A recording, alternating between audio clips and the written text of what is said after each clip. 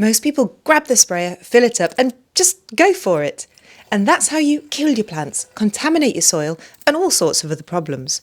In this video, we're doing it properly. The right technique, the right safety measures. By the end of this, you'll know exactly how to use a garden sprayer without guessing. The good news is I grew up a farmer and I'm also an agronomist. I am the greatest botanist on this planet. I bought a sprayer. We are going to see how to use it properly.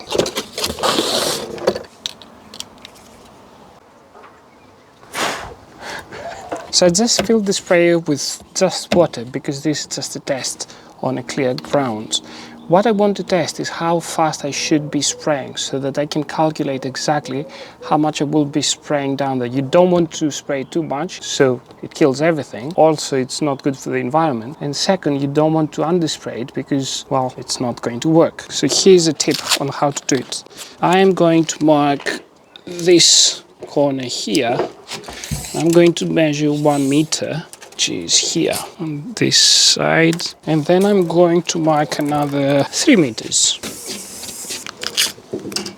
Another 3 meters from this side. From these points there to these points here is 3 square meters. Now, so I'm going to pump it up. First of all, let's see how it sprays.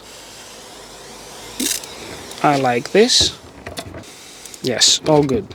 So now for our test, I'm going to start from here, spraying without changing my velocity as I go back. Then the countdown will start once I start passing these marks that I put. So let's start.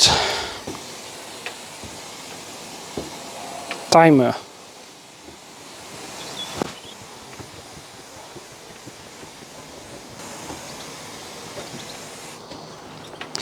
And now I know how much time it took me to do 3 square meters. The point is to see how long it will take to do 1 square meter, which usually all these weed killers are coming with instructions for 1 square meter. Ready?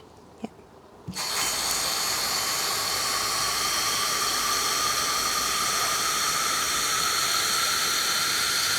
Stop.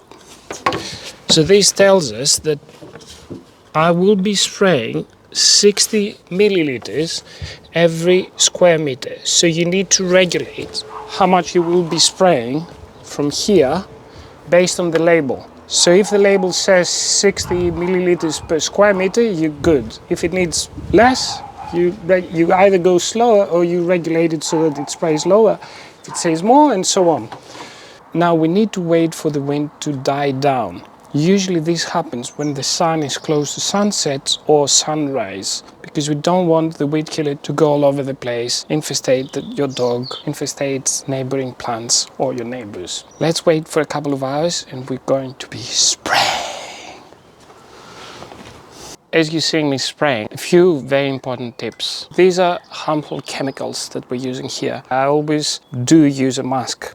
Now, everyone says wear a mask, but you should be wearing the right mask for its job. In Europe, we have the P1, P2, P3 masks, which are graded for dust. These are not good for pesticides. This is for dust, woodworking, and all sorts of things that you're doing around dust. What you really want to use are graded A, B. A is for organic vapors and B is for inorganic vapors. Usually they come together, that's why I'm showing you. The second tip is that you always need to wear glasses, protective glasses, goggles, and of course you wear these natural gloves whilst you're mixing and whilst you're handling the chemicals. Last thing, and quite important, is to wear your wellies. Once you finish and you have extra mix, you should not discard it through your drainage. What you should be doing is spray around the area that you have sprayed. Just be careful to calculate the amount that you will be using so that you won't need to discard it.